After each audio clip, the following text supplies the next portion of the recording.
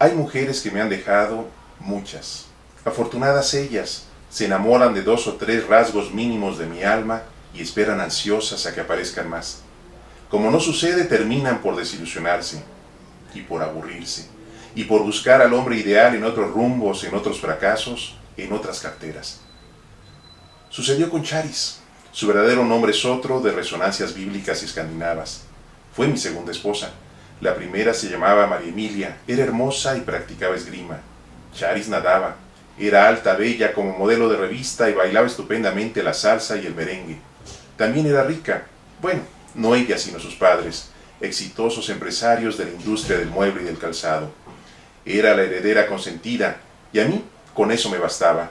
Fue un noviazgo rápido, encontré un anillo tirado bajo la butaca de un cine, se lo di al día siguiente junto con una rosa comprada en un supermercado, y ella aceptó de inmediato.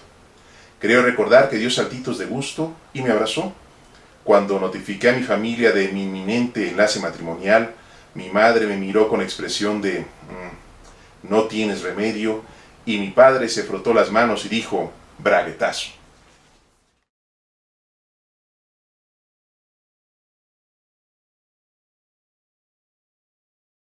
Soy Mauricio Carrera, escritor ya cerca de una treintena de libros.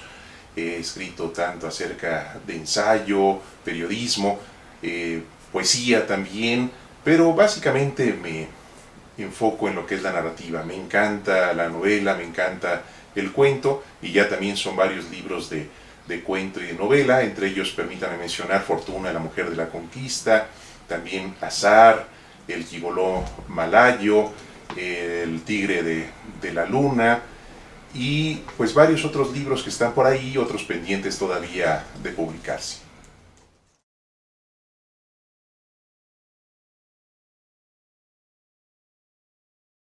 Yo creo que no es de extrañar. Yo siempre he dicho que uno como escritor puede escribir acerca de lo que sea. Si uno hace periodismo, ¿por qué no hacer cuentos? Si uno hace teatro, ¿por qué no hacer novela? Si uno hace poesía, ¿por qué no también hacer el salto a otros géneros?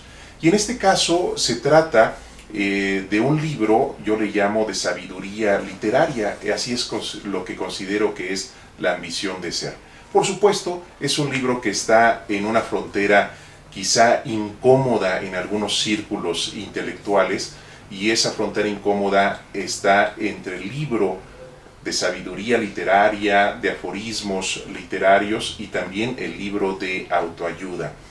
Yo durante algún tiempo antes de escribir este libro, de darlo ya a imprenta, me debatí precisamente en eso. Me preguntaba si mis amigos escritores no levantarían las cejas pasmados ante este libro, pero finalmente creo que los libros son de desarrollo personal, son de autoayuda. Antes de que existiera este boom de los libros de autoayuda, estaban las novelas, los cuentos, que ¿qué hacían? Nos ayudaban precisamente a vivir, a sobrevivir, a tener experiencias, a tener ejemplos de vida, y con eso nos ayudaban precisamente a vivir, a tener un sentido de vida. A mí en lo particular, pues la literatura me ha ayudado precisamente a eso, ha sido una autoayuda. ¿Para qué? Para convertirme en el escritor que soy. ¿Por qué? Porque me ha dado un sentido a mi vida, y ese es precisamente la filosofía o la esencia detrás de la ambición de ser.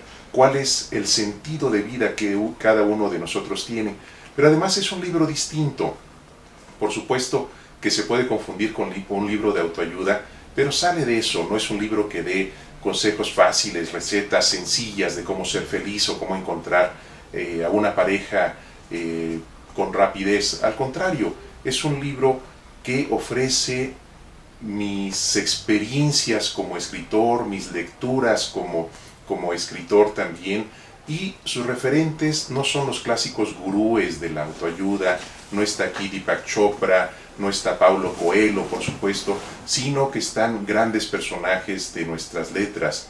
Menciono algunos: Alejandro Rossi, filósofo y escritor, también está Clarice Lispector, en fin, personajes de la literatura que son los que a mí me han llenado también la vida, momentos existenciales, y que he querido compartir con estas frases que uno entresaca de sus libros, y que por supuesto nos ayudan a vivir.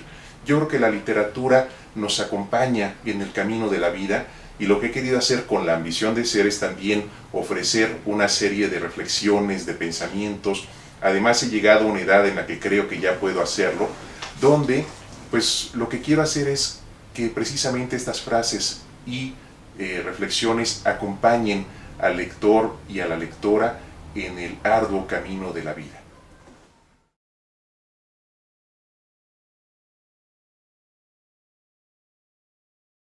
La verdad, la respuesta ha sido buenísima. He escrito ya, insisto, una treintena de libros y por supuesto recibo comentarios de lo que han leído. De repente hay lectores que pueden mencionar frases completas que les han llamado la atención de mis libros, mencionan su trama, mencionan lo que les ha gustado. Pero curiosamente, La Ambición de Ser es el primer libro con el que recibo una respuesta mucho más allá de la respuesta amable de te leí. Ha sido un libro que está ampliamente subrayado por sus lectores y lectoras. Es un libro que me dicen que lo quieren como libro de cabecera, y lo tienen como libro de cabecera, lo muestran orgullosos, y no solamente eso, sino que también es un libro que pasa de mano en mano de las personas que los leen. Se los dan a sus hermanos, se los dan a sus hijos, se los dan incluso a sus madres, y me encuentro con un fenómeno muy curioso, que es un libro que está alcanzando diversos públicos. Lo mismo adolescentes, que lo mismo octogenarios u nonagenarias también está ahí. Por supuesto, el lector es muy amplio, pero lo que ha causado es que está tocando, yo diría, almas, corazones, y eso a mí me nutre mucho. ¿Por qué? Porque pienso que lo que está escrito ahí, como está escrito con sinceridad y con una ambición de hacer también literatura, es un libro que está llegando a las almas y los corazones de sus lectores y de sus lectoras. Y eso para mí es, por un lado, sorprendente, la respuesta tan colectiva, tan masiva que ha tenido este libro, y por el otro lado me llena no solo de una enorme satisfacción, sino también de un compromiso muy fuerte ante estas personas. ¿Por qué? Porque no soy un gurú. ¿Por qué? Porque no he bajado del Tíbet a dar mis enseñanzas, sino que simple y sencillamente soy un escritor, soy un ser humano que trata de ofrecer lo que son sus reflexiones en torno a lo que es la vida o los temas que trata el libro, como la muerte personal, la muerte de los otros, la posibilidad o no de la existencia de Dios, el cuerpo, el erotismo, el deseo, y todo ello enmarcado, decía, con el sentido de la vida. Eso es lo que he ofrecido, y creo que por lo que conozco, lo que sé de la labor como escritor, creo que ha podido llegar lo que está ahí a estas personas y tocarlas, que finalmente creo que es lo que busca todo escritor, tocar a los lectores o a las lectoras con sus palabras.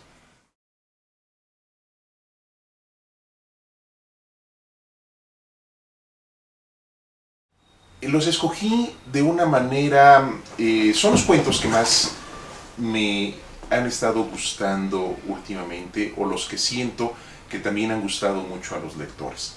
Y me enfoqué sobre todo en hacer una selección mucho más, ¿cómo llamarla?, madura, una selección donde estuviera el escritor que actualmente soy. Como escritor he pasado por diversas etapas. Hay una etapa que yo le llamo la etapa Disneylandia de mi vida, donde todo era felicidad, donde la vida me sonreía, pero pues la vida, o más bien la vida se mete con la literatura y se mete también con uno mismo, y eso me ha ido enseñando también a tejer otros artificios en torno a la narrativa, y eso ha traído como consecuencia que son cuentos, yo los denomino mucho más maduros, donde hay quizá un conocimiento más profundo de lo que podríamos llamar la condición humana. A mí en lo personal me gusta mucho ese término, la condición humana, que es pues estar echados al mundo y afrontar lo que está echados al mundo con la angustia, por un lado, de saber que algún día moriremos, y también con los avatares propios de la sobrevivencia, que es el desempleo, que es el desamor, que es la búsqueda por el pan cotidiano, y todo eso de alguna manera está mostrado también en esta etapa más madura en la que me concibo. Entonces traté de hacer esta selección de esa forma, pero sin olvidar pues cómo he transcurrido también por algunas etapas quizá más felices en la vida. Y los cuentos, lo que busqué es que no tuvieran una referencia cronológica, es decir, que no avanzaran cronológicamente conforme los fui escribiendo, sino que se entremezclan, y creo que precisamente esta noción mezclada en el libro es lo que le da también un peso mayor.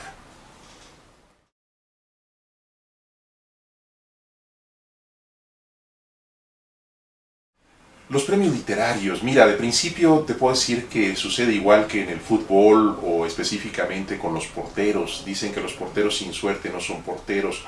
Y en mi caso también ser escritor sin suerte no me constituiría a lo mejor con el escritor que en la actualidad soy.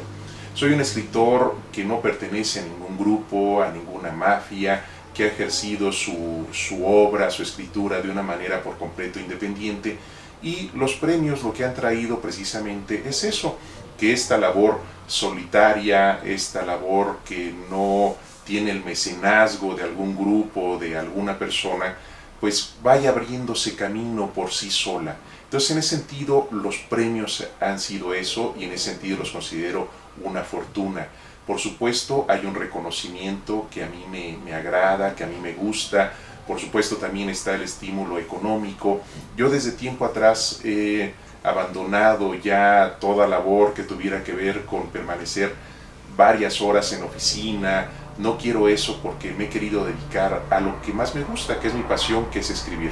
Pero eso tiene como consecuencia también sacrificios económicos, y los premios lo que han traído es precisamente una especie de bienestar momentáneo, breve, pero que pues me otorga de alguna manera una sobrevivencia durante algún periodo, y que me hace sentir que voy bien y que por ahí van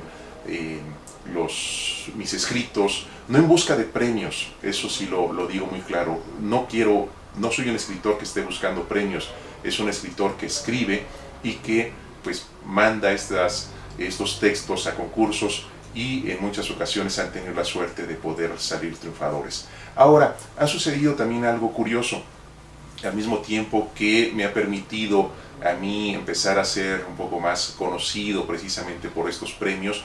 Por ahí Nacho Trejo Fuentes dice que soy el escritor de mi generación que más premios ha recibido. No sé, y tampoco será cosa de hacer un recuento al respecto. Esto ha traído como consecuencia también un fenómeno curioso, que es el de que mucha de mi obra no es conocida. ¿Por qué? Porque ha ganado concursos a nivel nacional, incluso a nivel internacional, pero muchos de estos concursos se publica la obra y la obra queda embodegada, no es conocida, no se difunde, y eso ha hecho que pues también mucho de la obra que produzco no sea leída por quien tendría que leerlo. Entonces, bueno, tiene quizá esta luz y sombra esto de los premios, pero pues en efecto estoy muy agradecido, siempre me he considerado afortunado en esto de los premios, y ha traído precisamente esto, ser un poco más conocido, reconocido, y al mismo tiempo que muchas de mis obras no sean tan conocidas. La que yo creo que es mi mejor novela, que es La derrota de los días, que ganó el premio Sor Juana, un premio internacional en el Estado de México, es por completo desconocida, casi nadie la conoce. Es una novela de casi 700 páginas, y no porque sea una novela voluminosa la considero la mejor, sino que es quizá donde más he expuesto mi labor como escritor y nadie la conoce. Entonces hay estos dos sentires, esta luz y sombra como mencionaba, pero los premios sirven finalmente, es un estímulo a nuestra carrera como escritores.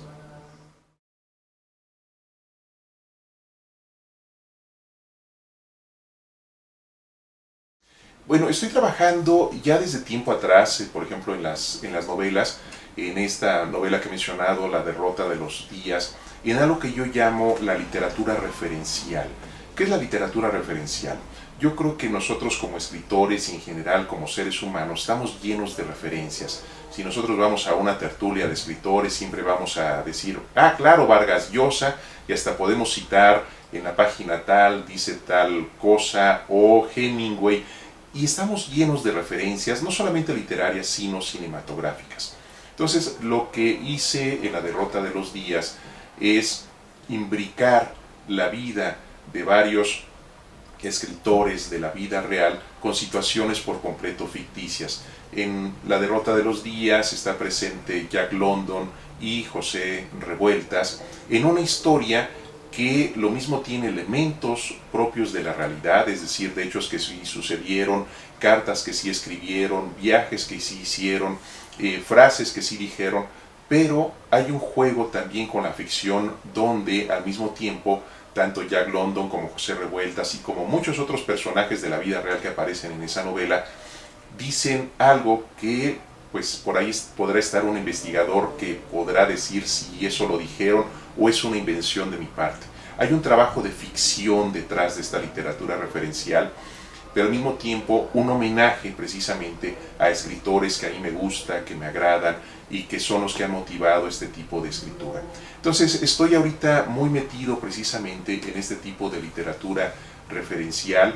Estoy trabajando en una serie de cuentos que tienen que ver con esto. De hecho, el libro ganador del premio Bellas Artes de Cuentos, San Luis Potosí, se titula Infidelidad y son 5 cuentos o 6 cuentos, ya no recuerdo ahora, que tienen que ver precisamente con escritores, las vidas de los escritores, pero metidas en un ambiente ficticio por completo inventado por mí. Entonces eso es en lo que estoy. Sigo trabajando temas que me agradan, como el tema del viaje, por ejemplo, o un tema que es también uno de mis favoritos, que es el de los mexicanos en el extranjero, que tiene que ver precisamente con el viaje. Y otro tema que me interesa mucho también es el del tratamiento de el amor y el desamor en las cosas que hago, en los textos que publico, y también algo que no he olvidado, que es el tratamiento del humor en la literatura y también en lo que hago. Yo creo que es muy fácil confundir humor con chistes, y en mi caso siento que no es así. Es un humor más inteligente, es un humor que incide, me parece, en la esencia o en la profundidad de lo que somos como mexicanos. En ese sentido, sigo trabajando el humor y los otros temas que he mencionado.